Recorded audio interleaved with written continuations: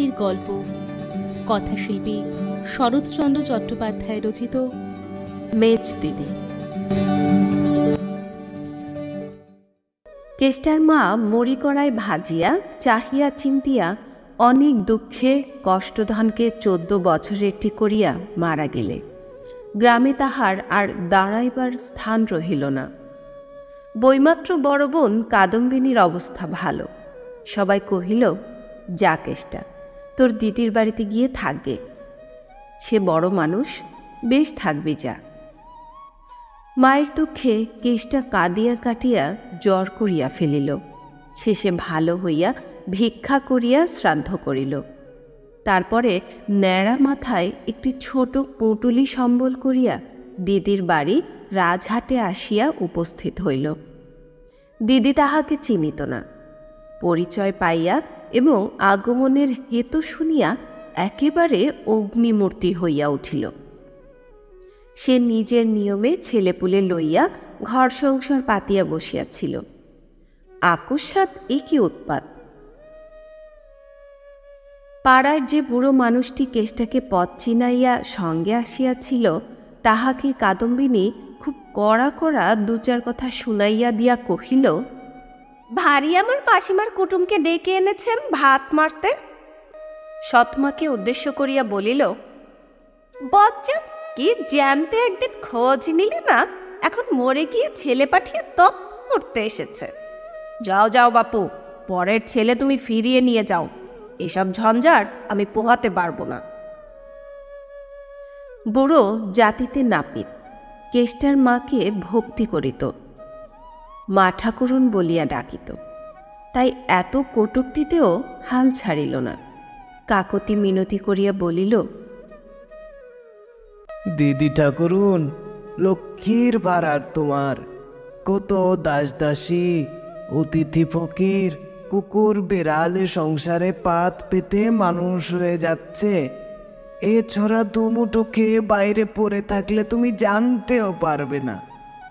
বড় শান্ত সুবোধ ছেলে দিদি ঠাকুরুন, ভাই বলে না নাও, দুঃখী অনাথ বামনের ছেলে বলেও বাড়ির কোণে একটু ঠাঁই দাও দিদি। এই স্বস্তিতে পুলিশের দারোগার মন ভেজে। কাদম্বিনী মেয়ে মানুষ মাত্র, কাজেই সে তখনকার মতো চুপ করিয়া রহিল। বুড়া কেষ্টকে আড়ালে ডাকিয়া 2টা শলা পরামর্শ দিয়া চোখ মুছিয়া বিদায় লইল। কেষ্ট আশ্রয় পাইল। কাদম্বিনীর স্বামী নবীন মুখুজ্জের ধান চালের আড়ত ছিল। তিনি বেলা 12টার পর বাড়ি ফিরিয়া কেষ্টাকে বক্র কটাক্ষে নিরীক্ষণ করিয়া প্রশ্ন করিলেন,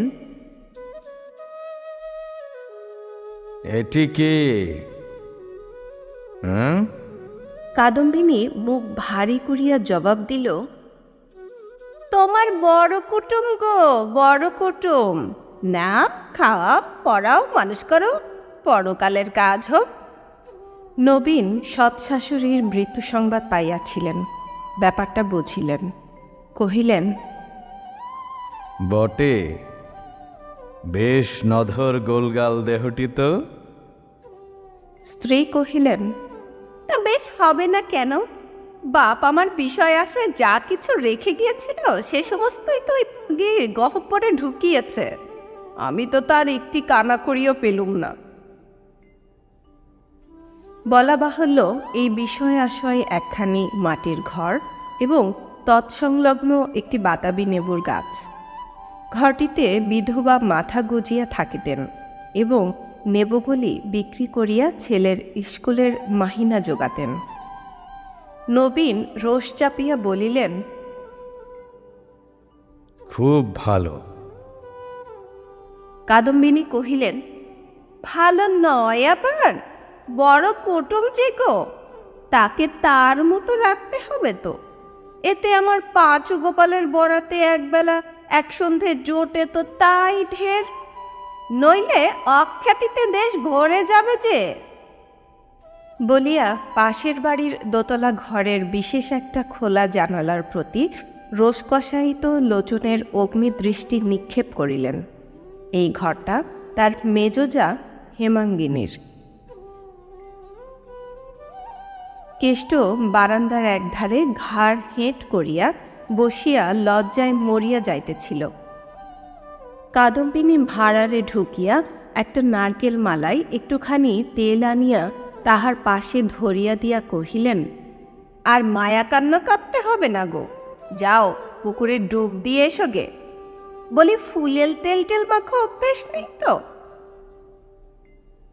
স্বামীকে উদ্দেশ্য করিয়া চেঁচাইয়া বলিলেন, তুমি চান করতে যাবার সময় বাবুকে ডেকে নিয়ে যেও গো, নইলে ডুবে মলে টুলে বাড়ি শুদ্ধ লোকের হাতে দড়ি পড়বেই বলে দিলুম। কেষ্ট ভাত খাইতে বসিয়াছিল।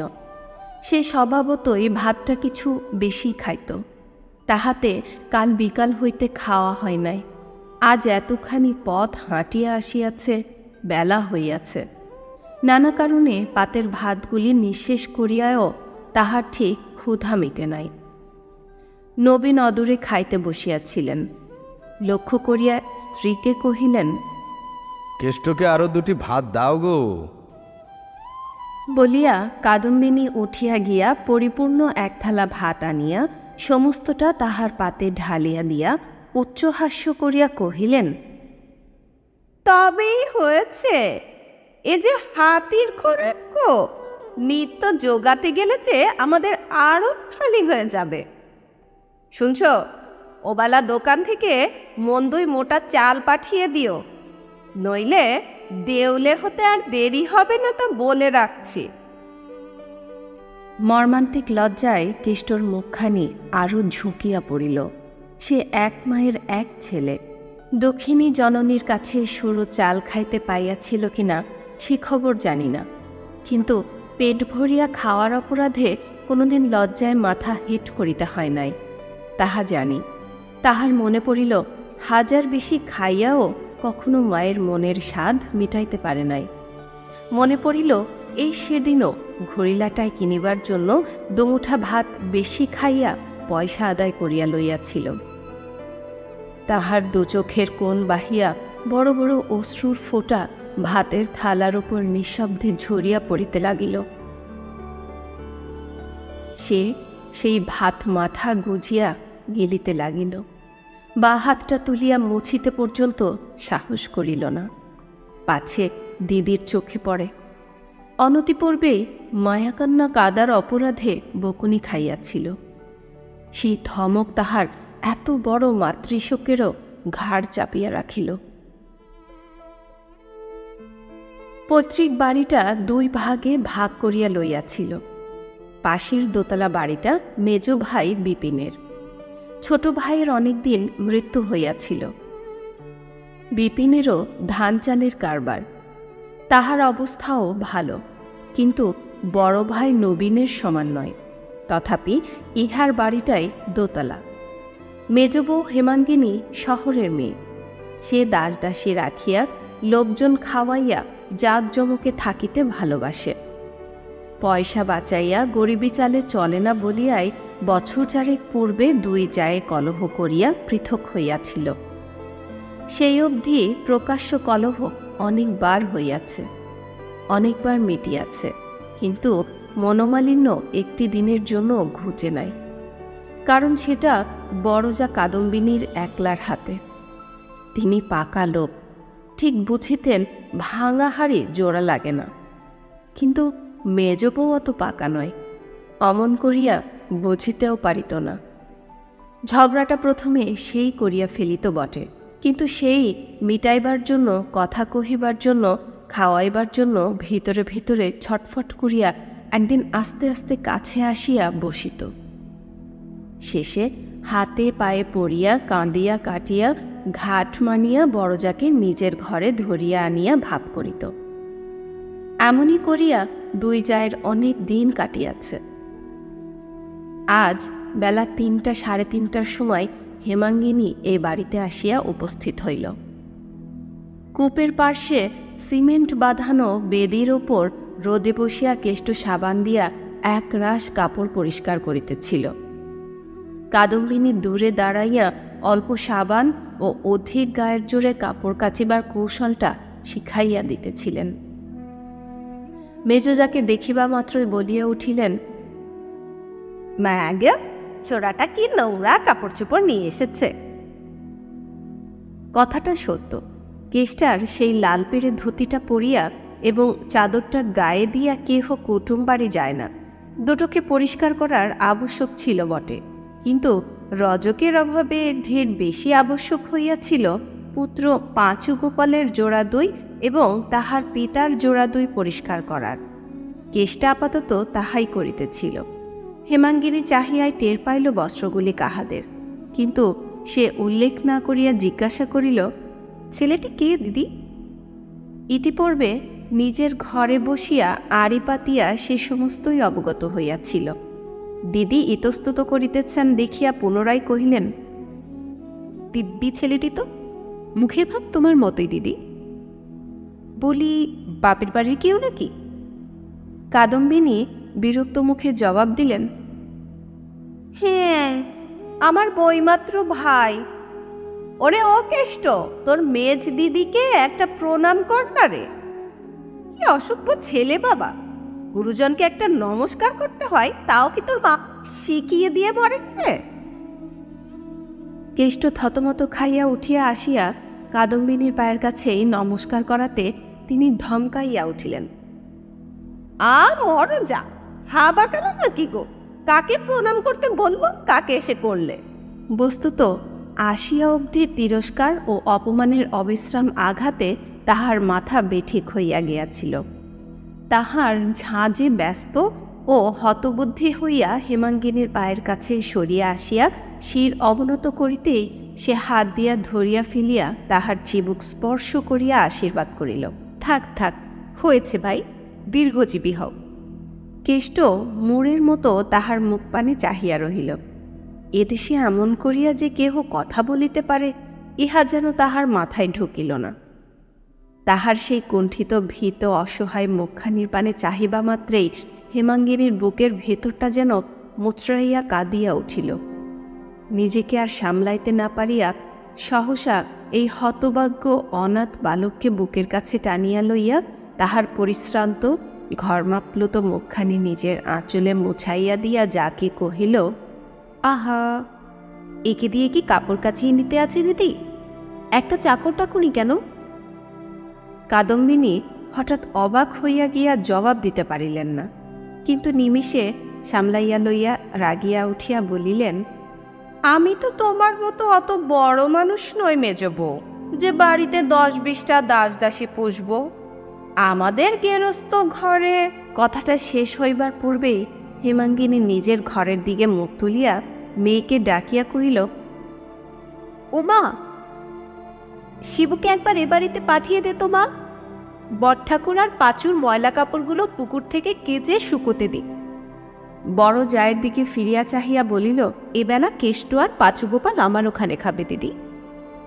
সে স্কুল থেকে এলেই পাঠিয়ে দিও, আমি ততক্ষণ একে নিয়ে যাই।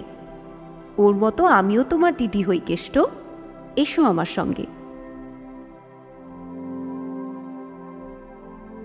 বলিয়া তাহার হাত ধরিয়া নিজেদের বাড়ি চলিয়া গেল। কাদম্বিনী বাধা দিলেন না, অধিকন্তু হেমাঙ্গিনী প্রদত্ত এত বড় খোঁচাটাও নিঃশব্দে হজম করিলেন। তাহার কারণ, যে ব্যক্তি খোঁচা দিয়াছে সে এবেলা খরচটাও বাঁচাইয়া দিয়াছে। কাদম্বিনীর পয়সার বড় সংসারে আর কিছু ছিল না, তাই গাভীর দুধ দিতে দাঁড়াইয়া পা ছুঁড়িলে তিনি সহিতে পারিতেন। সন্ধ্যার সময় কাদম্বিনী প্রশ্ন করিলেন, কি খেয়েলি রে কেষ্ট? কেষ্ট সলজ্জ নতমুখে কহিল, লুচি। তা কি দিয়ে খেলি? কেষ্ট তেমনি ভাবে বলিল, রুই মাছের মুড়োর তরকারি, সন্দেশ, রসগোল্লা। ইস, বলে মেজ ঠাকুরন মুড়োটা কার পাতে দিলেন? হঠাৎ এই প্রশ্নে কেষ্টর মুখখানি পান্তুর হইয়া গেল।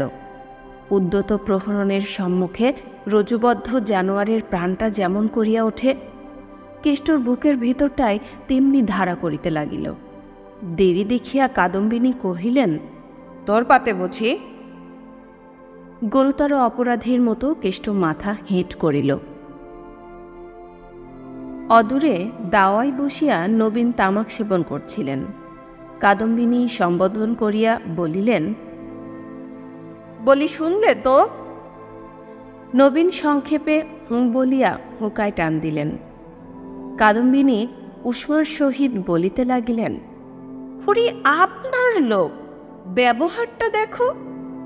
পাঁচু গোপাল আমার রুই মাছের মুড়ো বলতে অজ্ঞান, সে কি তা জানে না? তবে কোন আক্কেলে তার পাতে না দিয়ে বেনাবনে মুক্ত ছড়িয়ে দিলে?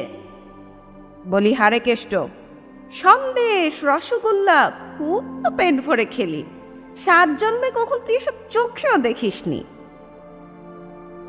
যারা দুটি ভাত পেলে বেঁচে যায় তাদের পেটে মুচি সন্দেশ কি হবে?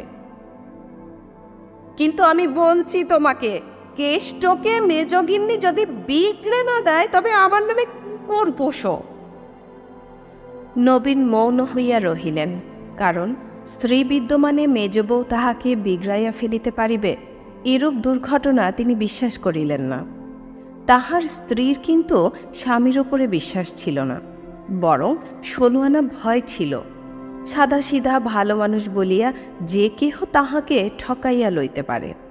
সেই জন্য ছোট ভাই কেষ্টর মানসিক উন্নতি অবনতির প্রতি সেই অবধি তিনি প্রখর দৃষ্টি পাতিয়া রাখিলেন। পরদিন হইতেই 2টো চাকরের একটাকে ছাড়ানো হইল। কেষ্ট নবীনের ধান চালের আড়তে কাজ করিতে লাগিল। সেখানে সে ওজন করে, বিক্রি করে, 4-5 ক্রোশ পথ হাঁটিয়া নমুনা সংগ্রহ করিয়া আনে। দুপুরবেলা নবীন ভাত খাইতে আসিলে দোকান আগলায়। 1 2 পরে একদিন তিনি আহার নিদ্রা সমাপ্ত করিয়া ফিরিয়া গেলে সে ভাত খাইতে আসিয়াছিল। তখন বেলা 3টা। কেষ্ট পুকুর হইতে স্নান করিয়া আসিয়া দেখিল দিদি ঘুমাইতেছেন। তাহার তখনকার ক্ষুধার তাড়নায় বোধ করি বাঘের মুখ হইতেও খাবার কাড়িয়া আনিতে পারিত, কিন্তু দিদিকে ডাকিয়া তুলিবে এই সাহস হইল না। রান্নাঘরের দাওয়ায় একধারে চুপটি করিয়া দিদির ঘুম ভাঙার আশায় বসিয়াছিল। হঠাৎ ডাক শুনিল, কেষ্ট। সে আহ্বান কি স্নিগ্ধ হইয়াই তাহার কানে বাজিল। মুখ তুলিয়া দেখিল মেজদি তাহার দোতলা ঘরের জানালা ধরিয়া দাঁড়াইয়া আছেন। কেষ্ট একটিবার চাহিয়ায় মুখ নামাইল। খানিক পরে হেমাঙ্গিনী নামিয়া আসিয়া সম্মুখে দাঁড়াইয়া জিজ্ঞাসা করিলেন, কদিন দেখিনি তো, এখানে চুপ করে বসে আছো কেন কেষ্ট? একই ক্ষুধায় অল্পেই চোখে জল আসে, তাহাতে এমন স্নেহাদ্র কণ্ঠস্বর। তাহার 2 চোখ টলটল করিতে লাগিল। সে ঘাড় হেঁট করিয়া রহিল, উত্তর দিতে পারিল না। মেজ খুড়িমাকে সব ছেলেমেয়েরা খুব ভালোবাসত। তাহার গলার স্বর শুনিয়া কাদম্বিনীর ছোট মেয়ে ঘর হইতে বাহির আসিয়াই চেঁচাইয়া বলিল, কেষ্ট মামা, রান্নাঘরে তোমার ভাত ঢাকা আছে, খাও গে যাও, মা খেয়ে দে ঘুমোচ্ছে। হেমাঙ্গিনী অবাক হইয়া কহিলেন, কেষ্টর এখনো খাওয়া হয়নি? তোর মা খেয়ে ঘুমোচ্ছে? কিরে কেষ্ট, আজ এত বেলা হলো কেন? কেষ্ট ঘাড় হেঁট করিয়াই রহিল। টুনি তাহার জবাব দিল, কেষ্ট মামার তো রোজ এমনি বেলাই হয়, বাবা খেয়ে দিয়ে দোকানে ফিরে গেলে তবে তো খেতে আসে। হেমাঙ্গিনী বুঝিলেন কেষ্টকে দোকানের কাজে লাগানো হইয়াছে, তাহাকে বসাইয়া খাওয়ানো হইবে এই আশা অবশ্য তিনি করেন নাই। কিন্তু একবারই বেলার দিকে চাহিয়া, একবারই ক্ষুধা ও তৃষ্ণায় আর্ত শিশুদেহের পানে চাহিয়া তাহার চোখ দিয়া জল পড়িতে লাগিল। আঁচলে চোখ মুছিতে মুছিতে তিনি বাড়ি চলিয়া গেলেন। মিনিট 2 পরে 1 বাটি দুধ হাতে ফিরিয়া আসিয়া রান্নাঘরে ঢুকিয়াই শিহুরিয়া মুখ ফিরিয়া দাঁড়াইলেন। কেষ্ট খাইতে বসিয়াছিল। একটা পিতলের থালার উপর ঠান্ডা শুকনা ডেলা পাকানো ভাত, একপাশে একটুখানি ডাল ও কি একটু তরকারির মতো। দুধটুকু পাইয়া তাহার মলিন মুখখানি হাসিতে ভরিয়া গেল। হেমাঙ্গিনী দ্বারের বাহিরে আসিয়া দাঁড়াইয়া রহিলেন। কেষ্ট খাওয়া শেষ করিয়া পুকুরে আঁচাইতে চলিয়া গেলে একটিবার মুখ বাড়াইয়া দেখিলেন পাতে গোনা একটিও ভাত পড়িয়া নাই। ক্ষুধার জ্বালায় সেই অন্ন নিঃশেষ করিয়া খাইয়াছে। হেমাঙ্গিনীর ছেলে ললিত প্রায় সেই বয়সী। নিজের অবর্তমানে নিজের ছেলেকে এই অবস্থায় হঠাৎ কল্পনা করিয়া ফেলিয়া কান্নার ঢেউ তাহার কণ্ঠ পর্যন্ত ফেনাইয়া উঠিল। তিনি সেই কান্না চাপিতে চাপিতে বাড়ি চলিয়া গেলেন। সর্দি উপলক্ষ করিয়া হেমাঙ্গিনীর মাঝে মাঝে জ্বর হইত। দিন দুই থাকিয়া আপনি ভালো হইয়া যাইত। দিন কয়েক পরে এমনি একটু জ্বর বোধ হওয়ায় সন্ধ্যার পর বিছানায় পড়িয়াছিলেন। ঘরে কেহ নাই। হঠাৎ মনে হইল কে যেন অতি সন্তর্পণে কপাটের আড়ালে দাঁড়াইয়া উকি মারিয়া দেখিতেছে। ডাকিলেন, কে রে ওখানে দাঁড়িয়ে ললিত? কেহ সাড়া দিল না। আবার ডাকিতে আড়াল হইতে জবাব আসিল, আমি।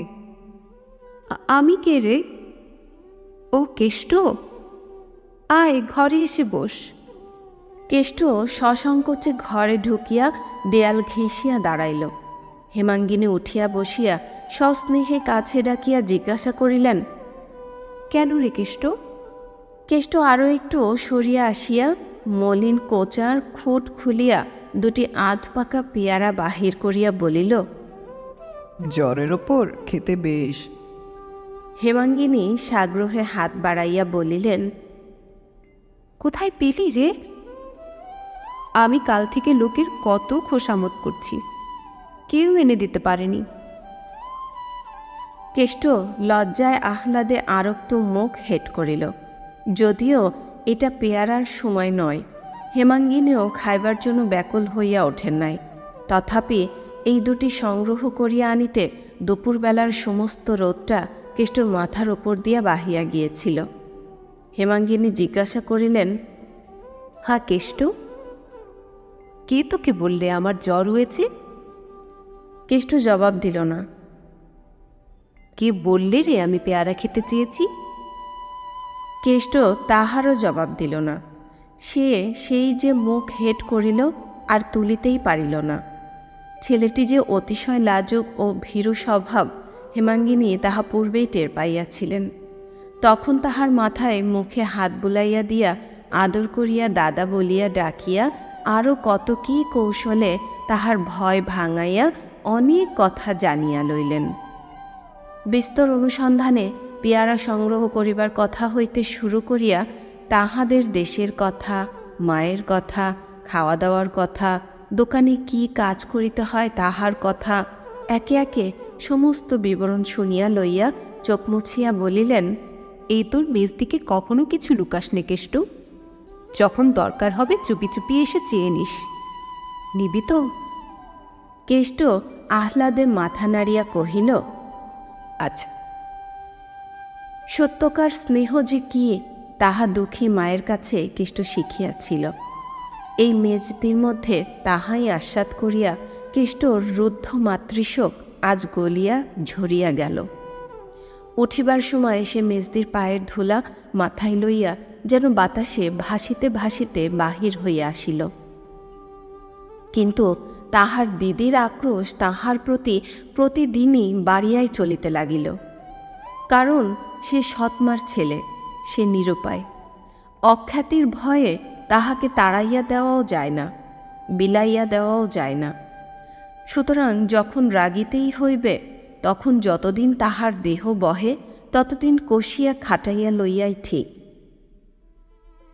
সে ঘরে ফিরিয়া আসিতেই দিদি ধরিয়া পড়িলেন। সমস্ত দুপুর দোকান পালিয়ে কোথায় ছিলি রে কেষ্ট? কেষ্ট চুপ করিয়া রহিল। কাদম্বিনী ভয়ানক রাগিয়া বলিলেন, বল শিগগির। কেষ্ট তথাপি নিরুত্তর হইয়া রহিল। মৌন থাকিলে যাহাদের রাগ পড়ে কাদম্বিনী সে দলের নহেন। অতএব কথা বলাইবার জন্য তিনি যতই জেদ করিতে লাগিলেন, বলাইতে না পারিয়া তাহার ক্রোধ এবং রোখ ততই চুরিয়া উঠিতে লাগিল। অবশেষে পাঁচু গোপালকে ডাকিয়া তাহার দুই কান পুনো পুনো মলাইয়া দিলেন এবং তাহার জন্য রাত্রে হাঁড়িতে চাল লইলেন না। আঘাত যতই গুরুতর হোক, প্রতিহত হইতে না পাইলে লাগে না। পর্বত শিখর হইতে নিক্ষেপ করিলেই হাত পা ভাঙে না, শুধু তখনই যখন পদতলপৃষ্ঠ কঠিন ভূমি সেই বেগ প্রতিরোধ করে। ঠিক তাহাই হইয়াছিল কেষ্টর।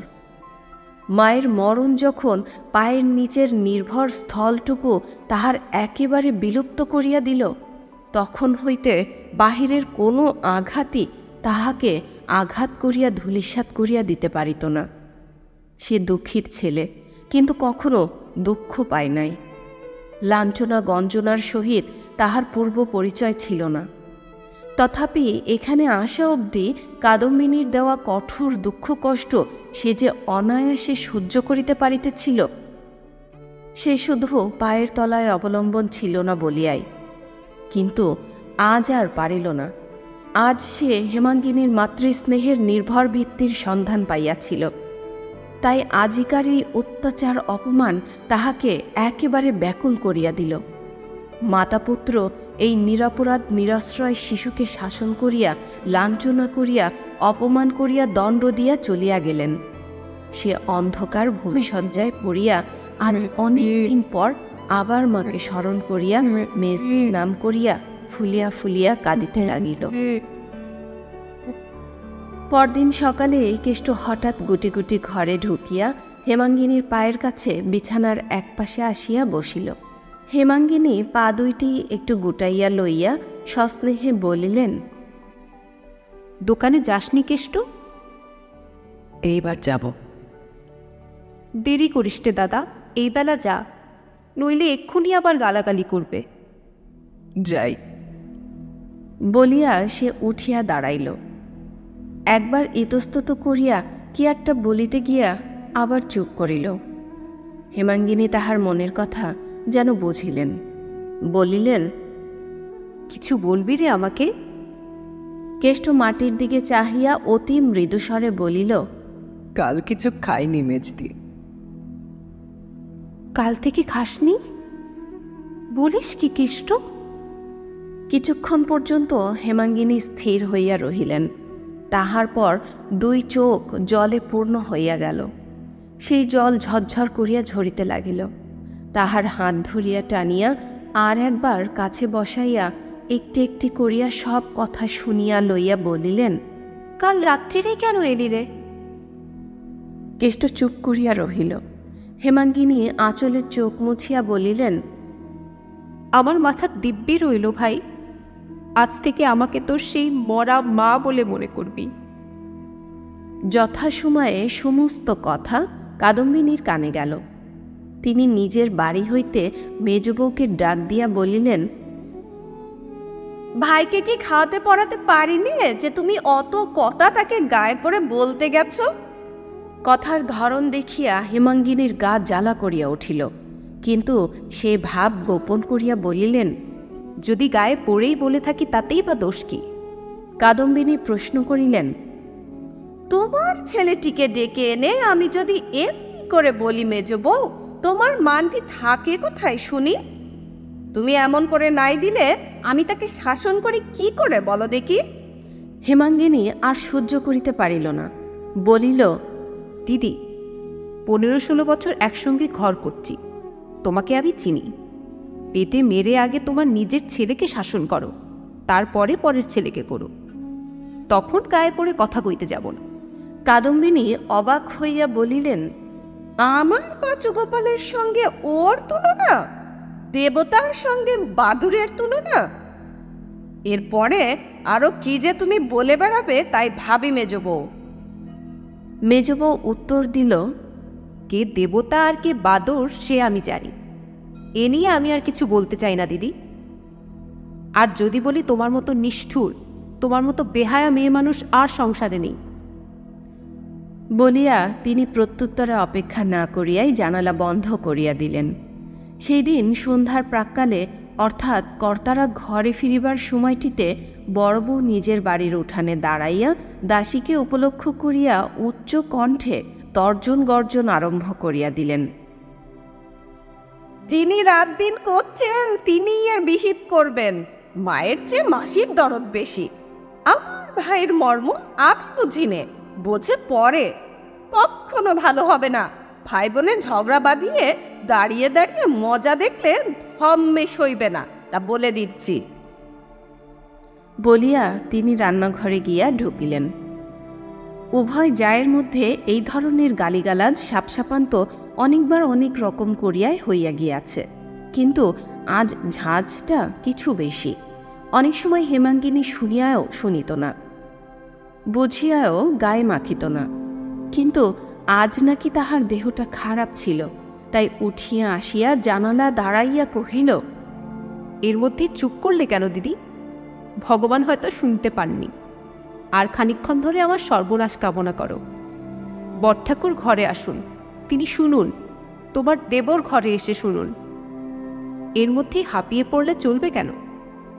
কাদম্বিনী উঠোনের ওপর ছুটিয়া আসিয়া মুখ উঁচু করিয়া চেঁচাইয়া উঠিলেন, আমি কি কোনো সর্বনাশীর নাম মুখে এনেছি? হেমাঙ্গিনী স্থিরভাবে জবাব দিল, মুখে আনবে কেন দিদি? মুখে আনবার পাত্রী তুমি নাও, কিন্তু তুমি কি ঠাউরাও? একা তুমিই শেয়ারা আর পৃথিবী শুদ্ধ সবাই ন্যাকা। ঠেস দিয়ে দিয়ে কার কপাল ভাঙছ? সে কি কেউ টের পায় না?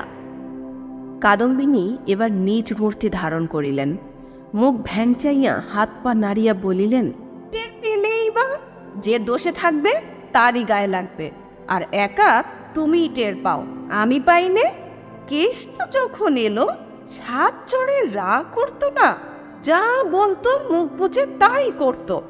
আজ দুপুরবেলা কার জোরে কি জবাব দিয়ে গেল, জিজ্ঞাসা করে দেখো এই পেশন্নর মাকে। বলিয়া দাসীকে দেখাইয়া দিল। প্রসন্নর মা কহিল, সে কথা সত্যি মেজ বৌমা। আজ সে ভাত ফেলে উঠে যেতে মা বললেন, ওরে এই পিন্ডি না গিললে যখন জমের বাড়ি যেতে হবে তখন এত তেজ কিসের জন্যে রে? সে বলে গেল, আমার মেজদি থাকতে কাউকে ভয় করি নে। কাদম্বিনী সদর্পে বলিলেন, কেমন হলো তো? কার জোরে এত তেজ শুনি? আজ আমি স্পষ্ট বলে দিচ্ছি মেজ বউ, ওকে তুমি আর একবারও ডাকবে না। আমাদের ভাই বোনের মধ্যে একদম থাকবে না। হেমাঙ্গিনী আর কথা কহিল না। কেঁচো সাপের মতন চক্র ধরিয়া কামড়াইছে শুনিয়া তাহার বিস্ময়ের পরিসীমা রহিল না। জানালা হইতে ফিরিয়া আসিয়া চুপ করিয়া ভাবিতে লাগিল, কত বেশি পীড়নের দ্বারা ইহাও সম্ভব হইতে পারিয়াছে। আবার মাথা ধরিয়া জ্বরবোধ হইতেছিল, তাই অসময়ে শয্যায় আসিয়া নির্জীবের মতো পড়িয়াছিল।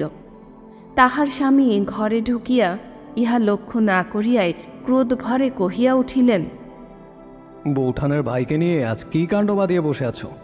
কারও মানা শুনবে না। যেখানে যত হতভাগা লক্ষ্মী ছাড়া আছে দেখলেই তার দিকে কোমর বেঁধে নামবে। রোজ রোজ আমার এত হাঙ্গামা সহ্য হয় না মেজ বউ। আজ বৌঠান আমাকে না হোক 10টা কথা শুনিয়ে দিলেন। হেমাঙ্গিনী শ্রান্ত কণ্ঠে কহিলেন, বৌঠান হক কথা কবে থেকে বলেন যে আজ তোমাকে না হক কথা বলেছেন? বিপিন বলিলেন, কিন্তু আজ তিনি ঠিক কথাই বলেছেন। তোমার স্বভাব জানি তো, সেবার বাড়ির রাখাল ছোড়াটাকে নিয়ে এইরকম করলে। মতি কামারের ভাগ্নের অমন বাগানখানা তোমার জন্যই মুঠোর থেকে বেরিয়ে গেল। উল্টে পুলিশ থামাতে 100-150 ঘর থেকে গেল। তুমি নিজের ভালো মন্দ কি বোঝো না? কবে এ স্বভাব যাবে? হেমাঙ্গিনী এবার উঠিয়া বসিয়া স্বামীর মুখ পানে চাহিয়া কহিলেন, আমার স্বভাব যাবে মরণ হলে, তার আগে নয়। আমি মা, আমার কোলে ছেলেপুলে আছে, মাথার উপর ভগবান আছেন। এর চেয়ে বেশি আমি গুরুজনের নামে নালিশ করতে চাইনি। আমার অসুখ করেছে, আমাকে আর বকিও না, তুমি যাও। বলিয়া গায়ের র্যাপারখানা টানিয়া লইয়া পাশ ফিরিয়া শুইয়া পড়িল। বিপিন প্রকাশ্যে আর তর্ক করিতে সাহস করিলেন না, কিন্তু মনে মনে স্ত্রীর উপর এবং বিশেষ করিয়া ওই গলগ্রহ দুর্ভাগাটার ওপর আজ মর্মান্তিক চটিয়া গেলেন। পরদিন সকালে জানালা খুলিতেই হেমাঙ্গিনীর কানে বড়জায়ের তীক্ষ্ণ কণ্ঠের ঝঙ্কার প্রবেশ করিল। তিনি স্বামীকে সম্বোধন করিয়া বলিতেছেন, বলি ছোড়াটা কাল থেকে পালিয়ে রইল, একবার খোঁজ নিলে না? স্বামী জবাব দিলেন, চুলোয় যাক, কি হবে খোঁজ করে? স্ত্রী কণ্ঠস্বর সমস্ত পাড়ার শ্রুতিগোচর করিয়া বলিলেন, তাহলে যে নিজেদের গ্রামে বাস করা দায় হবে? আমাদের শত্রু তো দেশে কম নেই। কোথাও পড়ে মরে টরে থাকলে ছেলে বুড়ো বাড়ি শুদ্ধ সবাইকে জেলখানায় যেতে হবে, তা বলে দিচ্ছি।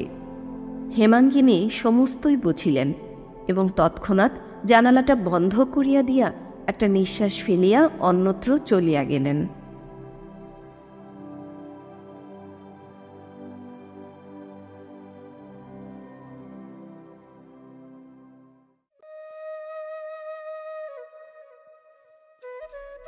দুপুরবেলা রান্নাঘরের দাওয়ায় বসিয়া খান কতক রুটি খাইতেছিলেন। হঠাৎ চোরের মতো সন্তর্পণে পা ফেলিয়া কেষ্ট আসিয়া উপস্থিত হইল। চুল রুক্ষ, মুখ শুষ্ক। কোথায় পালিয়েছিলি রে কেষ্ট? পালাইনি তো, কাল সন্ধ্যার পর দোকানে শুয়েছিল, ঘুম ভেঙে দেখি দুপুর রাত্রির। খিদে পেয়েছে মেজদি। ও বাড়িতে গিয়ে খেয়ে গে যা। বলিয়া হেমাঙ্গিনী নিজের রুটির থালায় মনোযোগ করিলেন। মিনিটখানেক চুপচাপ দাঁড়াইয়া থাকিয়া কেষ্ট চলিয়া যাইতেছিল। হেমাঙ্গিনী ডাকিয়া ফিরাইয়া কাছে বসাইলেন এবং সেইখানে ঠাঁই করিয়া রাঁধুনিকে ভাত দিতে বলিলেন। তাহার খাওয়া প্রায় অর্ধেক অগ্রসর হইয়াছিল।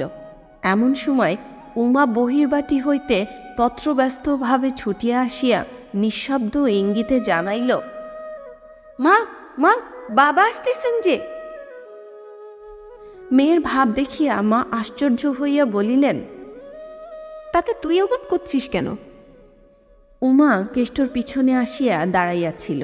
প্রত্যুত্তরে তাহাকেই আঙ্গুল দিয়া দেখাইয়া চোখ মুখ নাড়িয়া তেমনি ইশারায় প্রকাশ করিল, খাচ্ছে যে। কেষ্ট কৌতূহলী হইয়া ঘাড় ফিরাইয়াছিল। উমার উৎকণ্ঠিত দৃষ্টি, শঙ্কিত মুখের ইশারা তাহার চোখে পড়িল। এক মুহূর্তে তাহার মুখ সাদা হইয়া গেল। কি ত্রাস যে তাহার মনে জন্মিল সেই জানে। মেজদি, বাবু আসছেন বলিয়াই সে ভাত ফেলিয়া ছুটিয়া গিয়া রান্নাঘরের দোরের আড়ালে দাঁড়াইল। তাহার দেখা দেখি উমাও আর একদিকে পালাইয়া গেল। আকস্মাৎ গৃহস্বামীর আগমনে চোরের দল যেরূপ ব্যবহার করে, ইহারাও ঠিক সেইরূপ আচরণ করিয়া বসিল। প্রথমটা হেমাঙ্গিনী হতবুদ্ধির মতো একবার এদিক একবার ওদিকে চাহিলেন। তারপরে পরিশ্রান্তের মতো দেয়ালে ঠেস দিয়া এলাইয়া পড়িলেন। লজ্জা ও অপমানের শুল যেন তাহার বুকখানা এফর ওফর করিয়া দিয়া গেল। পরক্ষণেই বিপিন আসিয়া উপস্থিত হইলেন।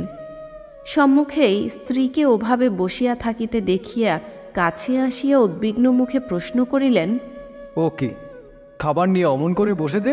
হেমাঙ্গিনী জবাব দিলেন না। বিপিন অধিকতর উৎকণ্ঠিত হইয়া বলিলেন, আবার জ্বর হলো নাকি?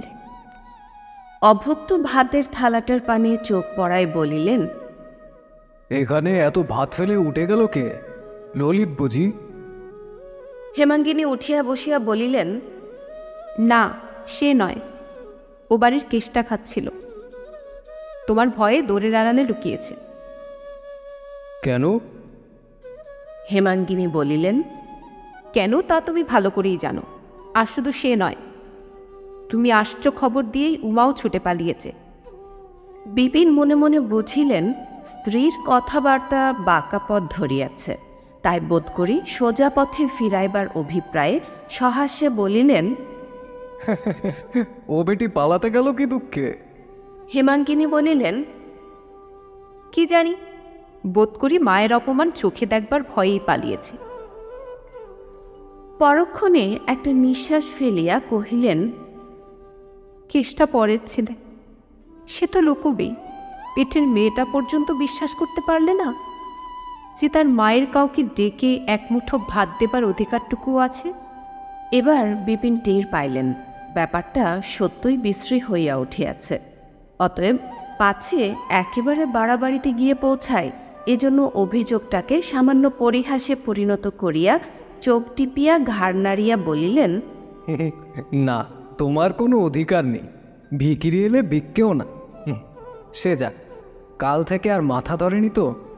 আমি মনে করছি শহর থেকে কেদার ডাক্তারকে ডেকে পাঠাই না হয় একবার কলকাতায়। অসুখ ও চিকিৎসার পরামর্শটা ওইখানেই থামিয়া গেল। হেমাঙ্গিনী জিজ্ঞাসা করিলেন, উমার সামনে তুমি কেষ্টাকে কিছু বলেছিলে? বিপিন যেন আকাশ হইতে পড়িলেন। আমি কই না। ওহো, সেদিন যেন মনে হচ্ছে বলেছিলুম বৌঠান রাগ করেন, দাদা বিরক্ত হন। উমা বোধ করি সেখানে দাঁড়িয়েছিল কি জানো? জানি। বলিয়া হেমাঙ্গিনী কথাটা চাপা দিয়া দিলেন। বিপিন ঘরে ঢুকিতেই তিনি কেষ্টকে বাহিরে ডাকিয়া বলিলেন, কেষ্ট, এই 4টে পয়সা নিয়ে দোকান থেকে মুড়ি টুড়ি কিনে খেয়ে গে যা। খিদে পেলে আর আসিস নে আমার কাছে। তোর মেজদির এমন জোর নেই যে সে বাইরের মানুষকে এক মুঠো ভাত খেতে দেয়। কেষ্ট নিঃশব্দে চলিয়া গেল। ঘরের ভিতর দাঁড়াইয়া বিপিন তাহার পানে চাহিয়া ক্রোধে দাঁত কড়মড় করিলেন। দিন 5-6 পরে একদিন বৈকালে বিপিন অত্যন্ত বিরক্ত মুখে ঘরে ঢুকিয়া বলিলেন, এসব তুমি কি শুরু করলে মেজবউ? কেষ্ট তোমার কে যে একটা পরের ছেলে নিয়ে দিন রাত আপনা আপনির মধ্যে লড়াই করে বেড়াচ্ছ? আজ দেখলাম দাদা পর্যন্ত বাড়ি রাগ করেছেন। অনতিপূর্বে নিজের ঘুরে বসিয়া বড় বউ স্বামীকে উপলক্ষ ও মেজ বউকে লক্ষ্য করিয়া চিৎকার শব্দে যে সকল অপভাষার তীর ছুঁড়িয়াছিলেন তাহার একটিও নিষ্ফলন হয় নাই। সবকটি আসিয়াই হেমাঙ্গিনীকে বিধিয়াছিল এবং প্রত্যেকটি মুখে করিয়া যে পরিমাণ বিষ বহিয়া আনিয়াছিল তাহার সহিত জ্বালাটাও কম জ্বলিতেছিল না। কিন্তু মাঝখানে ভাসুর বিদ্যমান থাকায় হেমাঙ্গিনী সহ্য করা ব্যতীত প্রতিকারের পথ পাইতেছিল না। আগেকার দিনে যেমন যবনেরা গরু সম্মুখে রাখিয়া রাজপুত সেনার উপর বাণবর্ষণ করিত, যুদ্ধ জয় করিত, বড় বউ মেজ বউকে আজকাল প্রায়ই তেমনি জব্দ করিতেছিলেন। স্বামীর কথাই হেমাঙ্গিনী দপ করিয়া জ্বলিয়া উঠিল। কহিল, বলো কি, তিনি পর্যন্ত রাগ করেছেন? এত বড় আশ্চর্য কথা! শুনলে হঠাৎ বিশ্বাস হয় না যে। এখন কি করলে রাগ থামবে বলো? বিপিন মনে মনে রাগ করিলেন, কিন্তু বাহিরে প্রকাশ করা তাহার স্বভাব নয়। তাই মনের ভাব গোপন করিয়া সহজভাবে বলিলেন, হাজার হলেও গুরুজনের সম্বন্ধে কি? কথাটা শেষ হইবার পূর্বেই হেমাঙ্গিনী কহিল, সব জানি, ছেলে মানুষটি নই যে গুরুজনের মান মর্যাদা বুঝিনে। কিন্তু ছোড়াটাকে ভালোবাসি বলেই যেন ওরা আমাকে দেখিয়ে দেখিয়ে ওকে দিবারাত্রি বিদ্ধে থাকেন। তাহার কণ্ঠস্বর কিছু নরম শুনাইল, কারণ হঠাৎ ভাসুরের সম্বন্ধে শ্লেষ করিয়া ফেলিয়া সে নিজেই মনে মনে অপ্রতিভ হইয়াছিল। কিন্তু তাহারও গায়ের জ্বালাটা নাকি বড় জ্বলিতেছিল, তাই রাগ সামলাইতে পারেন নাই। বিপিন গোপনীয় পক্ষে ছিলেন, কারণ এই একটা পরের ছেলে লইয়া নিরর্থক দাদাদের সঙ্গে ঝগড়াঝাটি তিনি মনে মনে পছন্দ করিতেন না। স্ত্রীর এই লজ্জাটুকু লক্ষ্য করিয়া জো পাইয়া জোর দিয়া বলিলেন, বেদাবেদি কিছুই নয়। তারা নিজেদের ছেলে শাসন করছেন, কাজ শেখাচ্ছেন, তাতে তোমাকে বিদলে চলবে কেন? তাছাড়া যাই করুন, তারা গুরুজন যে। হেমাঙ্গিনী স্বামীর মুখের পানে চাহিয়া প্রথমটা কিছুটা বিস্মিত হইল, কারণ এই 15-16 বছরের ঘরকন্যায় স্বামীর এত বড় ভাতৃভক্তি সে ইতিপূর্বে দেখে নাই। কিন্তু পরমুহূর্তেই তাহার সর্বাঙ্গ ক্রোধে জ্বলিয়া উঠিল। কহিল, তারা গুরুজন, আমিও মা। গুরুজন নিজের মান নিজে নিঃশেষ করে আনলে আমি কি দিয়ে ভর্তি করব? বিপিন কি একটা জবাব বোধ করে দিতে যাইতেছিল, থামিয়া গেলেন। দ্বারের বাহিরে কুণ্ঠিত কণ্ঠের বিনম্র ডাক শোনা গেল, মেজদি। স্বামী স্ত্রীতে চোখাচোখি হইল। স্বামী একটু হাসিলেন, তাহাতে প্রীতি বিকীর্ণ হইল না। স্ত্রী অধরে ওষ্ঠ চাপিয়া কবাটের কাছে সরিয়া আসিয়া নিঃশব্দে কেষ্টর মুখের পানে চাহিতেই সে আহ্লাদে গলিয়া গিয়া প্রথমেই যা মুখে আসিল কহিল, কেমন আছো মেজদি? হেমাঙ্গিনী এক মুহূর্ত কথা কহিতে পারিল না। যাহার জন্য স্বামী স্ত্রীতে এইমাত্র বিবাদ হইয়া গেল, আকস্মাৎ তাহাকেই সম্মুখে পাইয়া বিবাদের সমস্ত বিরক্তিটা তাহারই মাথায় গিয়া পড়িল। হেমাঙ্গিনী অনুচ্চ কণ্ঠস্বরে কহিলেন, এখানে কি? কেন তুই রোজ রোজ আসিস বলতো? কেষ্টর বুকের ভিতরটা ধক করিয়া উঠিল। এই কঠোর কণ্ঠস্বরটা সত্যিই এত কঠোর শুনাইল যে হেতু ইহার যাই হোক বস্তুটা যে সস্নেহ পরিহাস নয় বুঝিয়া লইতে এই দুর্ভাগা বালকটারও বিলম্ব হইল না। ভয়ে বিস্ময়ে লজ্জায় মুখখানা তাহার কালিমাখা হইয়া গেল। কহিল, দেখতে এসেছি। বিপিন হাসিয়া বলিলেন, দেখতে এসেছে তোমাকে? এই হাসি যেন দাঁত ভ্যাংচাইয়া হেমাঙ্গিনীকে অপমান করিল। সে দলিতা ভোজঙ্গিনীর মতো স্বামীর মুখের পানে একটিবার চাহিয়ায় চোখ ফিরাইয়া লইয়া কহিল, আর এখানে তুই আসিস নে, যা। আচ্ছা। বলিয়া কেষ্ট তাহার মুখের কালি হাসি দিয়া ঢাকিতে গিয়া সমস্ত মুখ আরও কালো আরও বিশ্রী বিকৃত করিয়া আধোমুখে চলিয়া গেল। সেই বিকৃতির কালো ছায়া হেমাঙ্গিনীর নিজের মুখের উপর লইয়া স্বামীর পানে আরেকবার চাহিয়া দ্রুত পদে ঘর ছাড়িয়া বাহির হইয়া গেল। দিন ৫-৬ হইয়া গেল, হেমাঙ্গিনীর জ্বর ছাড়ে নাই। কাল ডাক্তার বলিয়া গিয়াছিলেন সর্দি বুকে বসিয়াছে। সন্ধ্যার দ্বীপ সবেমাত্র জ্বালা হইয়াছিল। ললিত ভালো জামাকাপড় পরিয়া ঘরে ঢুকিয়া কহিল, মা, দত্তদের বাড়ি পুতুল নাচ হবে, দেখতে যাব? মা একটুখানি হাসিয়া বলিলেন, হ্যাঁ রে ললিত, তোর মা যে এই ৫-৬ দিন পড়ে আছে, একবারটি কাছে এসেও তো বসিস নে।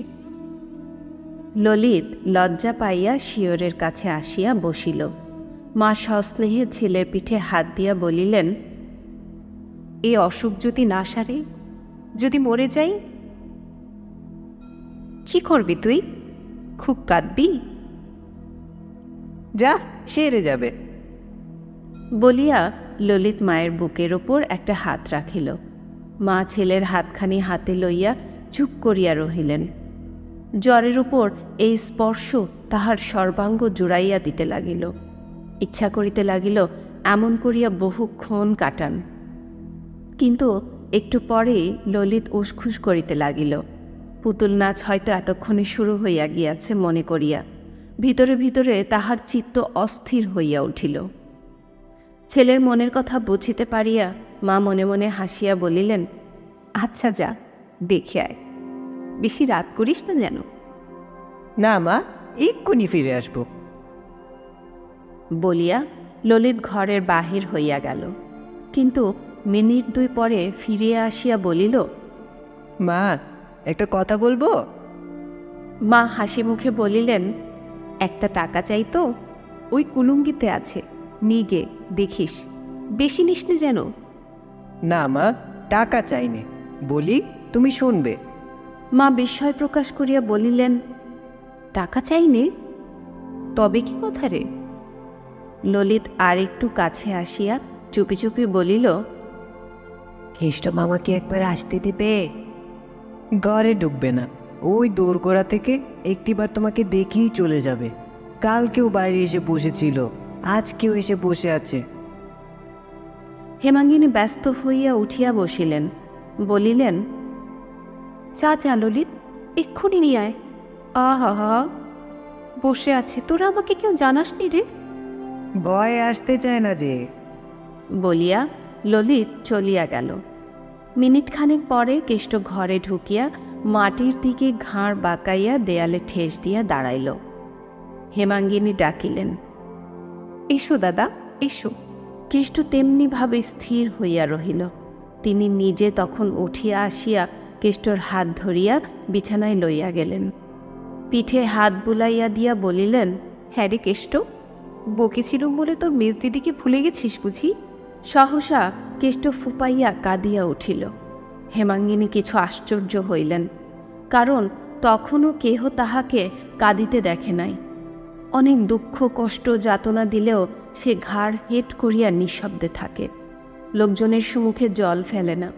তাহার এই স্বভাবটি হেমাঙ্গিনী জানিতেন বলিয়া বড় আশ্চর্য হইয়া বলিলেন, ছি, কান্না কিসের? বেটা ছেলেকে চোখের জল ফেলতে আছে নাকি? প্রত্যুত্তরে কেষ্ট কোচার খুঁট মুখে গুজিয়া প্রাণপণ চেষ্টায় কান্নার রোধ করিতে করিতে বলিল,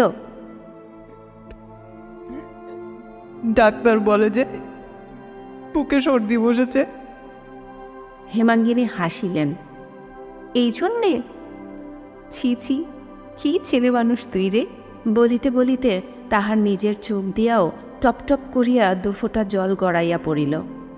বাঁ হাত দিয়া মুছিয়া ফেলিয়া তাহার মাথায় একটা হাত দিয়া কৌতুক করিয়া বলিলেন, সর্দি বসেছে, বসলেই বাকি। যদি মরি তুই আর ললিত কাঁধে করে গঙ্গায় দিয়ে আসবি। কেমন, পারবি নে? বলি মেজ বউ, কেমন আছো আজ? বলিয়া বড় বউ দোরগোড়ায় আসিয়া দাঁড়াইলেন। ক্ষণকাল কেষ্টর পানে তীক্ষ্ণ দৃষ্টিতে চাহিয়া থাকিয়া বলিলেন, এই যে ইনি এখানে এসে হাজির। ও আর কি, মেজগিন্নির কাছে কেঁদে কেঁদে সোহাগ করা হচ্ছে যে। ন্যাকা আমার, কত ফোন দিই না জানে।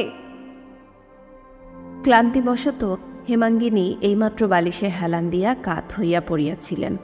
তীরের মতো সোজা উঠিয়া বসিয়া কহিলেন, দিদি, আমার 6-7 দিন জ্বর, তোমার পায়ে পড়ি, আজ তুমি যাও। কাদম্বিনী প্রথমটা থতমত খাইয়া গেলেন, কিন্তু পরক্ষণে সামলাইয়া লইয়া বলিলেন, তোমাকে তো বলিনি মেজ বউ, নিজের ভাইকে শাসন করছি, তুমি এমন মারমুখী হয়ে উঠছ কেন? হেমাঙ্গিনী বলিল, শাসন তো রাত্রি দিনই চলছে, বাড়ি গিয়ে করো, এখানে আমার সামনে করবার দরকার নেই, করতেও দেব না। কেন, তুমি কি বাড়ি থেকে তাড়িয়ে দেবে নাকি? হেমাঙ্গিনী হাত জোর করিয়া বলিল, আমার বড় অসুখ দিদি, তোমার দুটি পায়ে পড়ি, হয় চুপ হও নয় যাও। কাদম্বিনী বলিলেন, ও মা গো মা, নিজের ভাইকেও শাসন করতে পারবো না। হেমাঙ্গিনী জবাব দিল, বাড়ি গিয়ে করোগে। সে আজ ভালো করেই হবে, আমার নামে লাগানো ভাঙানো আজ বার করব। বজ্জাত মিথ্যুক কোথাকার। বললো গরুর দড়ি নেই কেষ্ট, দুয়াটি পাট কেটে দে। না না দিদি, তোমার পায়ে পড়ি, পুতুল নাচ দেখে আসি। এই বুঝি তোর পুতুল নাচ হচ্ছে রে?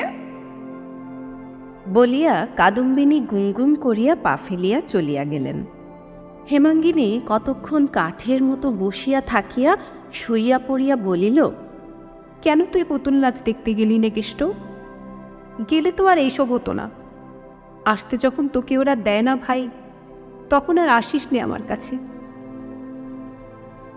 কেষ্ট আর কথাটি না কহিয়া আস্তে আস্তে চলিয়া গেল, কিন্তু তৎক্ষণাৎ ফিরিয়া আসিয়া বলিল, আমাদের গায়ে বিশালাক্ষী ঠাকুর বড় জাগ্রত মেজদি, পুজো দিলে অসুখ সেরে যায়, দাও না মেজদি।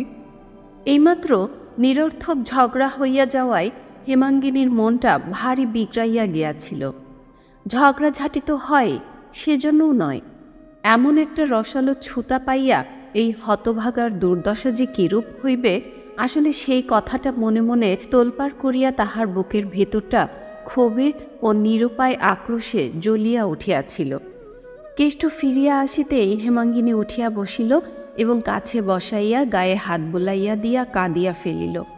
চোখ মুছিয়া বলিল, আমি ভালো হয়ে তোকে লুকিয়ে পুজো দিতে পাঠিয়ে দেব, পারবি একলা যেতে? কেষ্ট উৎসাহে দুই চক্ষু বিস্ফোরিত করিয়া বলিল, একলা যেতে খুব পারবো, তুমি আজকে আমাকে 1 টাকা দিয়ে পাঠিয়ে দাও না মেজদি, আমি কাল সকালেই পুজো দিয়ে তোমাকে প্রসাদ এনে দেবো, সেই খেলে তক্ষুনি অসুখ সেরে যাবে, দাও না মেজদি আজকেই পাঠিয়ে।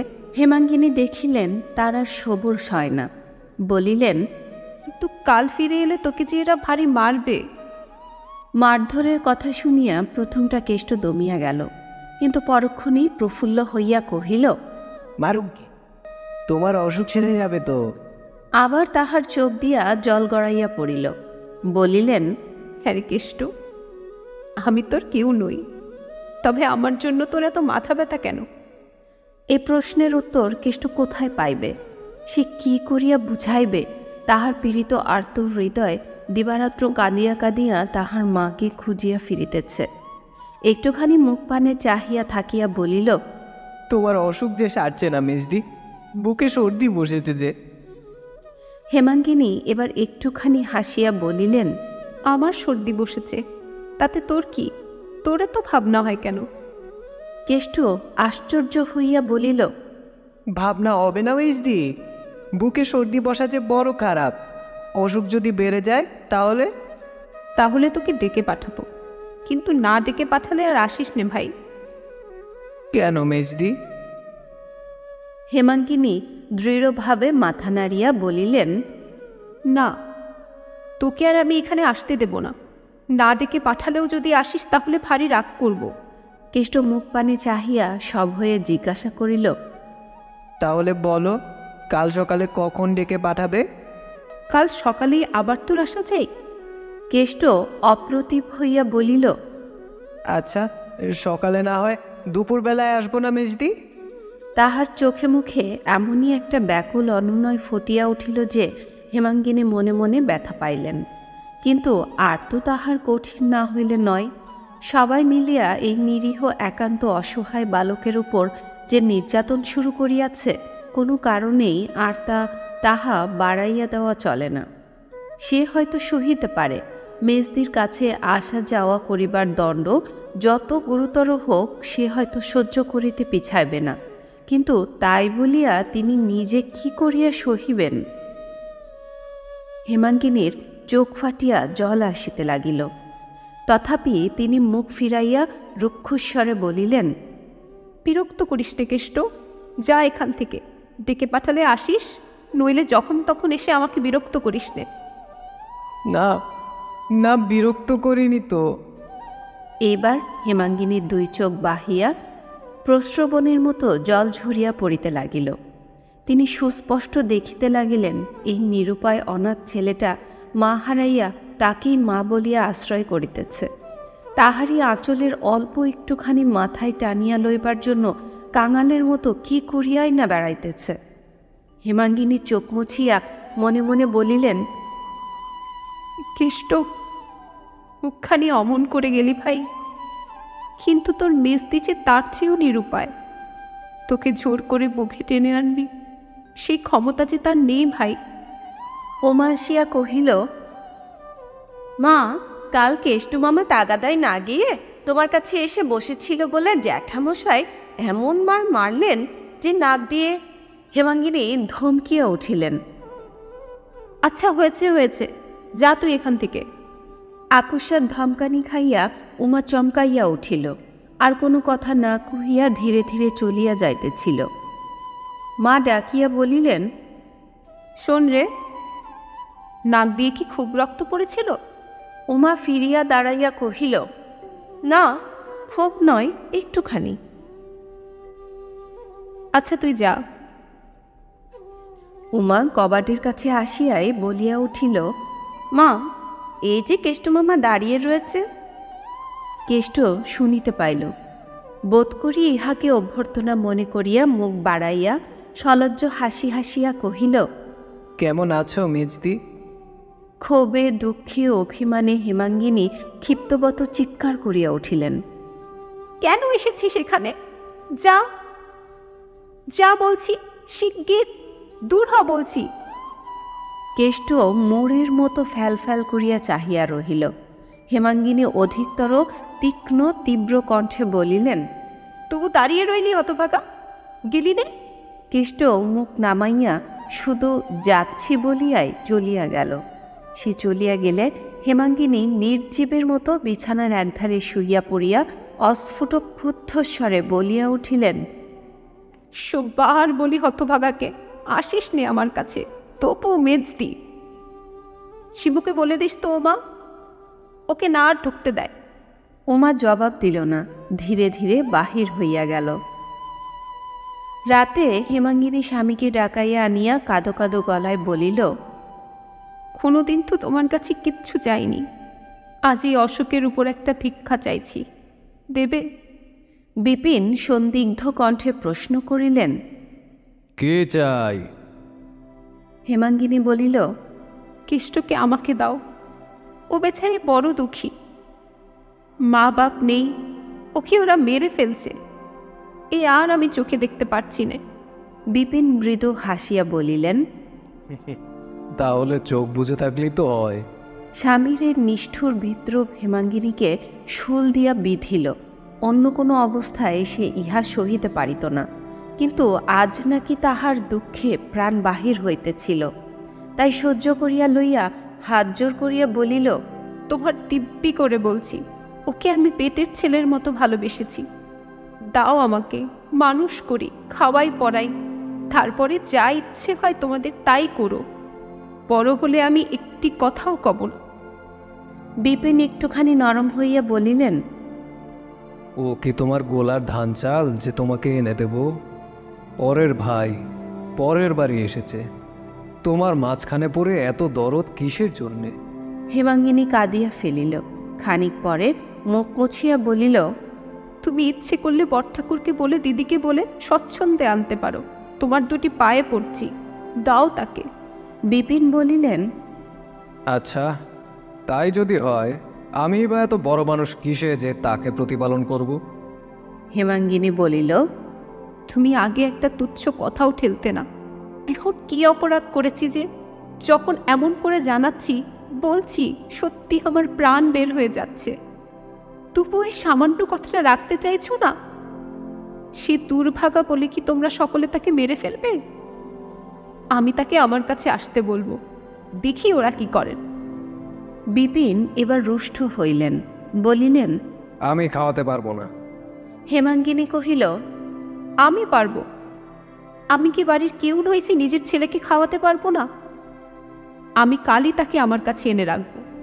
দিদিরা জোর করেন তো আমি তাকে থানায় দারোগার কাছে পাঠিয়ে দেব। স্ত্রীর কথা শুনিয়া বিপিন ক্রোধে অভিমানে ক্ষণকাল অবাক হইয়া থাকিয়া বলিলেন, আচ্ছা, সে দেখা যাবে। বলিয়া বাহির হইয়া গেলেন। পরদিন প্রভাত হইতেই বৃষ্টি পড়িতেছিল। হেমাঙ্গিনী জানালাটা খুলিয়া দিয়া আকাশের পানে চাহিয়াছিলেন। সহসা পাঁচুগোপালের উচ্চ কণ্ঠস্বর কানে গেল।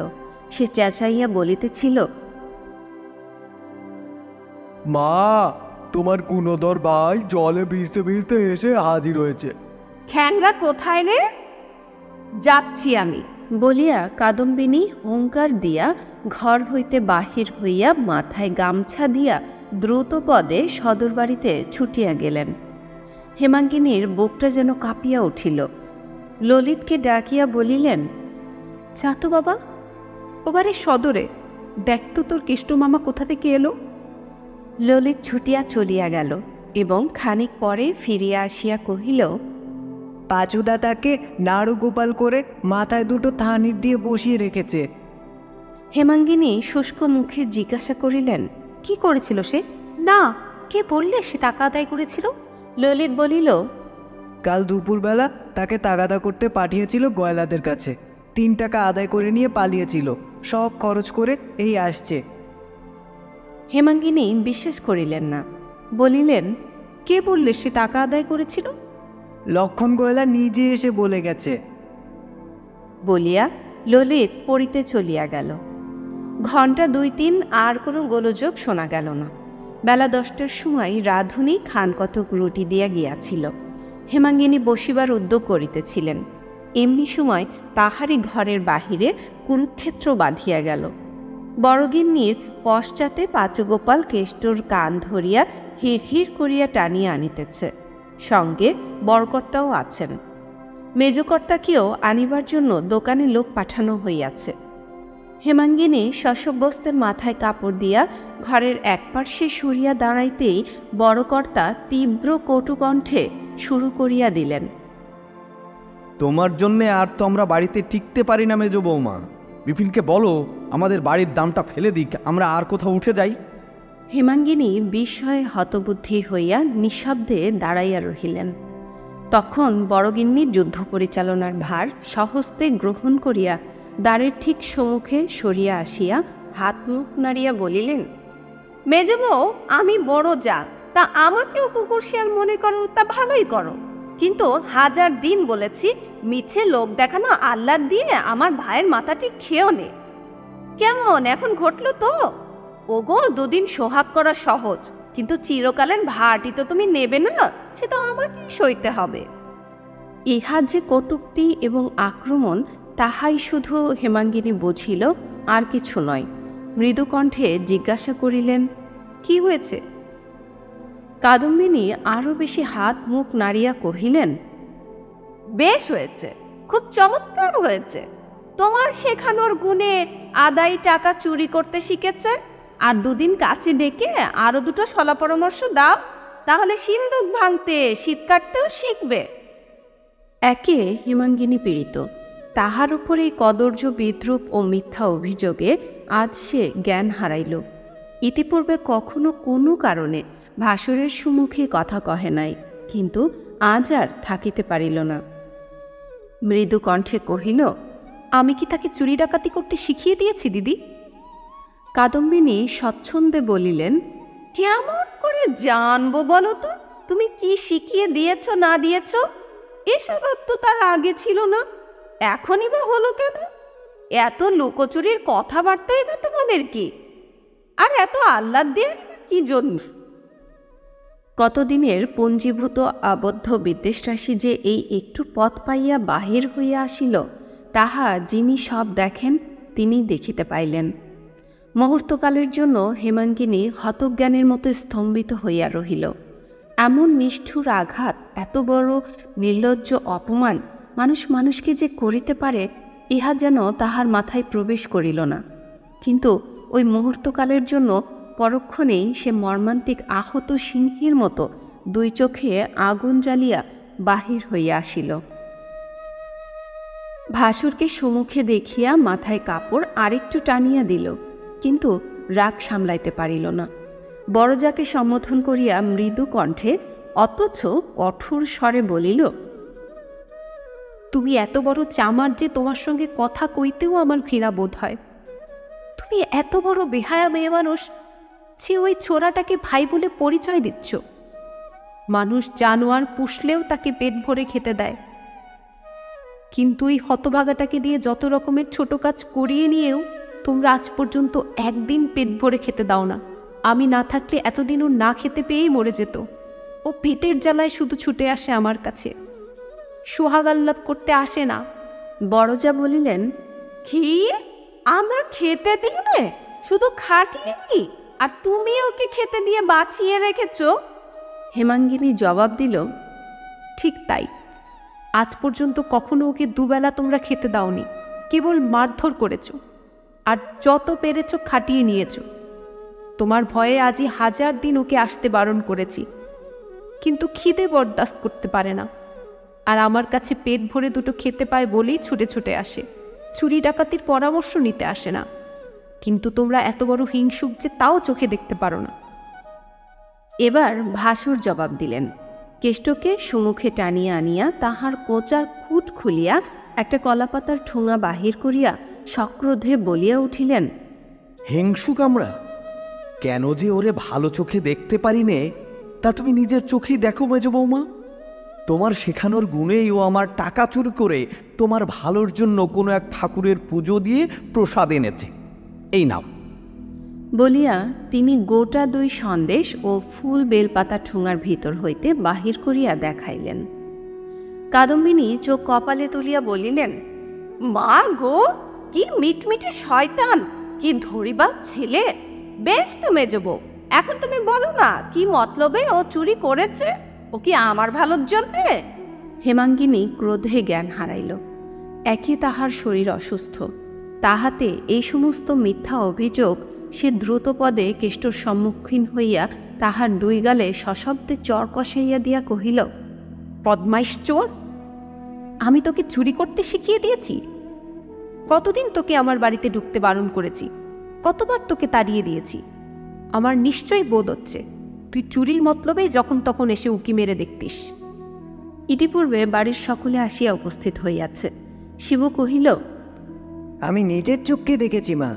পরশু রাত্রিরে ও তোমার ঘরের সম্মুখে আধারে দাঁড়িয়েছিল, আমাকে দেখেই ছুটে পালিয়ে গেল।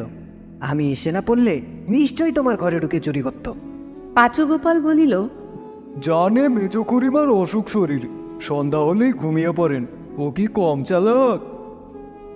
মেজবউয়ের কেষ্টর প্রতি আজকার ব্যবহারে কাদম্বিনী যেরূপ প্রসন্ন হইলেন, এই 16 বৎসরের মধ্যে কখনো এরূপ হন নাই। অত্যন্ত খুশি হইয়া কহিলেন, কেমন করে জানবো বলো তো মেজবউ?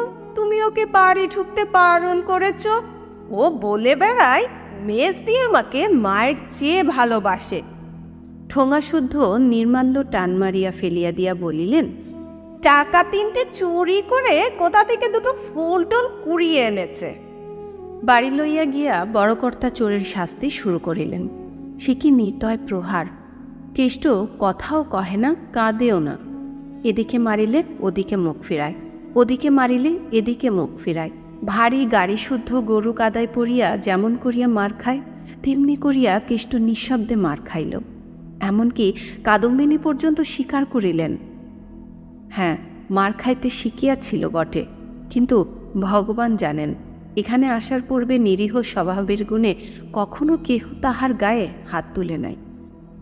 হেমাঙ্গিনী নিজের ঘরের ভিতর সমস্ত জানালা বন্ধ করিয়া দিয়া কাঠের মূর্তির মতো বসিয়াছিলেন। উমা মার দেখিতে গিয়াছিল, ফিরিয়া আসিয়া বলিল, জ্যাঠাইমা বললেন কেষ্ট মামা বড় হলে ডাকাত হবে, ওদের গায়ে কি ঠাকুর আছে। উমা, মায়ের অশ্রুবিকৃত ভগ্ন কণ্ঠস্বরে উমা চমকাইয়া উঠিল। কাছে আসিয়া ভয়ে ভয়ে জিজ্ঞাসা করিল, কেন মা? হ্যাঁ রে, এখনো কি তাকে সবাই মিলে মারছে? বলিয়াই তিনি মেঝের ওপর হইয়া পড়িয়া কাঁদিয়া উঠিলেন। মায়ের কান্না দেখিয়া উমাও কাঁদিয়া ফেলিল। তারপর কাছে বসিয়া নিজের আঁচল দিয়া জননীর চোখ মুছাইয়া দিতে দিতে বলিল, পেশন্নর মা কেষ্ট মামাকে বাইরে টেনে নিয়ে গেছে। হেমাঙ্গিনী আর কথা কহিলেন না, সেইখানে তেমনি করিয়ায় পড়িয়া রহিলেন। বেলা 2-3টার সময় সহসা কম্প দিয়া ভয়ানক জ্বর আসিল। আজ অনেকদিন পর পথ্য করিতে বসিয়াছিলেন, সেই খাবার তখনও একধারে পড়িয়া শুকাইতে লাগিল। সন্ধ্যার পর বিপিন ও বাড়িতে বৌঠানের মুখে সমস্ত ব্যাপার অবগত হইয়া ক্রোধভরে স্ত্রীর ঘরে ঢুকিতেছিলেন। উমা কাছে আসিয়া ফিসফিস করিয়া বলিল, মা জ্বরে অজ্ঞান হয়ে আছেন। বিপিন চমকাইয়া উঠিলেন। সে কি রে, আজ 3-4 দিন জ্বর ছিল না তো? বিপিন মনে মনে স্ত্রীকে অতিশয় ভালোবাসিতেন। কত যে বাসিতেন তাহা 4-5 বছর পূর্বে দাদাদের সহিত পৃথক হইবার সময় জানা গিয়াছিল। ব্যাকুল হইয়া ঘরে ঢুকিয়াই দেখিলেন তখনও তিনি মাটির ওপর পড়িয়া আছেন। ব্যস্ত হইয়া শয্যায় তুলিবার জন্য গায়ে হাত দিতেই হেমাঙ্গিনী চোখ মেলিয়া এক মুহূর্ত স্বামীর পানে চাহিয়া থাকিয়া আকস্মাৎ 2 পা জড়াইয়া ধরিয়া কাঁদিয়া উঠিলেন। কেষ্টকে আশ্রয় দাও, নইলে এ জ্বর আমার সারবে না। মা দুর্গা আমাকে কিছুতেই মাফ করবেন না। বিপিন পা ছাড়াইয়া লইয়া কাছে বসিয়া স্ত্রীর মাথায় হাত বুলাইয়া সান্ত্বনা দিতে লাগিলেন। হেমাঙ্গিনী বলিলেন, দেবে? বিপিন সজল চক্ষু হাত দিয়া মুছিয়া বলিলেন, তুমি যা চাও তাই হবে, তুমি ভালো হয়ে ওঠো। হেমাঙ্গিনী আর কিছু বলিলেন না, বিছানায় উঠিয়া শুইয়া পড়িলেন। জ্বর রাত্রেই ছাড়িয়া গেল। পরদিন সকালে উঠিয়া বিপিন ইহা লক্ষ্য করিয়া পরম আহ্লাদিত হইলেন। হাত মুখ ধুইয়া কিছু জলযোগ করিয়া দোকানে বাহির হইতেছিলেন। হেমাঙ্গিনী আসিয়া বলিলেন, মার খেয়ে কেষ্টার ভারী জ্বর হয়েছে, তাকে আমি আমার কাছে নিয়ে আসছি। বিপিন মনে মনে অত্যন্ত বিরক্ত হইয়া বলিলেন, তাকে এ বাড়িতে আনবার দরকার কি? যেখানে আছে সেখানেই থাক না। হেমাঙ্গিনী ক্ষণকাল স্তম্ভিত হইয়া থাকিয়া বলিলেন, কাল রাত্রে যে তুমি কথা দিলে তাকে আশ্রয় দেবে। বিপিন অবজ্ঞা ভরে মাথা নাড়িয়া বলিলেন, হ্যাঁ, সে কে যে তাকে ঘরে এনে পুষতে হবে? তুমি যেমন। কাল রাত্রে স্ত্রীকে অত্যন্ত অসুস্থ দেখিয়া যাহা স্বীকার করিয়াছিলেন, আজ সকালে তাহাকে সুস্থ দেখিয়া তাহাই তুচ্ছ করিয়া দিলেন। ছাতাটা বগলে চাপিয়া উঠিয়া দাঁড়াইয়া বলিলেন, পাগলামি করো না, দাদারা ভারী চটে যাবেন। হেমাঙ্গিনী শান্ত দৃঢ় কণ্ঠে কহিলেন, দাদারা চটে গিয়ে কি তাকে খুন করে ফেলতে পারেন? না আমি নিয়ে এলে সংসারে কেউ তাকে আটকে রাখতে পারে? আমার 2টি সন্তান ছিল, কাল থেকে 3টি হয়েছে। আমি কেষ্টর মা। আচ্ছা, সে তখন দেখা যাবে। বলিয়া বিপিন চলিয়া যাইতেছিলেন। হেমাঙ্গিনী সম্মুখে আসিয়া দাঁড়াইয়া বলিলেন, এ বাড়িতে তাকে আনতে দেবে না? সরব, সরো, কি পাগলামি করো? বলিয়া বিপিন চোখ রাঙাইয়া চলিয়া গেলেন। হেমাঙ্গিনী ডাকিলেন, শিবু, একটা গরুর গাড়ি ডেকে আন, আমি বাপের বাড়ি যাব। বিপিন শুনতে পাইয়া মনে মনে হাসিয়া বলিলেন। ইস, ভয় দেখানো হচ্ছে। তারপর দোকানে চলিয়া গেলেন। কেষ্ট চণ্ডীমণ্ডপের একধারে ছেঁড়া মাদুরের ওপর জ্বর গায়ে, গায়ে ব্যথা এবং বোধ করি বুকের ব্যথায় আচ্ছন্নের মতো পড়িয়াছিল। হেমাঙ্গিনী ডাকিলেন। কেষ্ট, কেষ্ট যেন প্রস্তুত হইয়াছিল। এইবারে তড়াক করিয়া উঠিয়া বসিয়া বলিল, মেজদি। পরক্ষণেই সলজ্জ হাসিতে তাহার সমস্ত মুখ ভরিয়া গেল, যেন তাহার কোনো অসুখ বিসুখ নাই। এইভাবে মহা উৎসাহে উঠিয়া দাঁড়াইয়া কোঁচা দিয়া ছেঁড়া মাদুর ঝাড়িতে ঝাড়িতে বলিল, বসো। হেমাঙ্গিনী তাহার হাত ধরিয়া বুকের কাছে টানিয়া আনিয়া বলিলেন, আর তো বসবো না দাদা, আয় আমার সঙ্গে, আমাকে বাপের বাড়ি আজ তোকে পৌঁছে দিতে হবে যে। চলো। বলিয়া কেষ্ট তাহার ভাঙা ছড়িটা বগলে চাপিয়া লইল এবং ছেঁড়া গামছাখানা কাঁধে ফেলিল। নিজেদের বাড়ির সদরে গোজান দাঁড়াইয়াছিল। হেমাঙ্গিনী কেষ্টকে লইয়া চড়িয়া বসিলেন। গাড়ি যখন গ্রাম ছাড়াইয়া গিয়াছে, তখন পশ্চাতে ডাকাডাকি চিৎকারে গাড়োয়ান গাড়ি থামাইল। ঘর্মাক্ত কলেবরে আরক্ত মুখে বিপিন আসিয়া উপস্থিত হইলেন। সভায় প্রশ্ন করিলেন, কোথায় যাও মেজবউ? হেমাঙ্গিনী কেষ্টকে দেখাইয়া বলিলেন, এদের গ্রামে। কখন ফিরবে? হেমাঙ্গিনী গম্ভীর দৃঢ়কণ্ঠে উত্তর দিল, ভগবান যখন ফেরাবেন তখনই ফিরব। তার মানে? হেমাঙ্গিনী পুনরায় কেষ্টকে দেখাইয়া বলিল, কখনো যদি কোথাও এর আশ্রয় জোটে, তবেই তো একা ফিরে আসতে পারবো, না হয় একে নিয়েই থাকতে হবে। বিপিনের মনে পড়িল সেদিনও স্ত্রীর এমনই মুখের ভাব দেখিয়াছিলেন এবং এমনই কণ্ঠস্বরে শুনিয়াছিলেন, যেদিন মতিকামারের নিঃসহায় ভাগিনের বাগানখানি বাঁচাইবার জন্য তিনি একাকী সমস্ত লোকের বিরুদ্ধে দাঁড়াইয়াছিলেন। মনে পড়িল এই মেজবউ সেই মেজবউ নয়, যাহাকে চোখ রাঙাইয়া টলানো যায়। বিপিন নম্রস্বরে বলিলেন, মাপ করো মেজবউ, বাড়ি চলো। হেমাঙ্গিনী হাত জোর করিয়া কহিলেন, আমাকে তুমি মাপ করো, কাজ না সেরে আমি কোনো মতেই বাড়ি ফিরতে পারবো না। বিপিন আর এক মুহূর্ত স্ত্রীর শান্ত দৃঢ় মুখের পানে নিঃশব্দে চাহিয়া রহিলেন। তাহার পর সহসা সম্মুখে ঝুঁকিয়া পড়িয়া কেষ্টর ডান হাতটা ধরিয়া ফেলিয়া বলিলেন, কেষ্ট, তোর মেজদিকে তুই বাড়িতে ফিরিয়ে নিয়ে আয় ভাই। শপথ করছি, আমি বেঁচে থাকতে তোদের দুই ভাই বোনকে আজ থেকে কেউ পৃথক করতে পারবে না। আয় ভাই, তোর মেজদিকে নিয়ে আয়।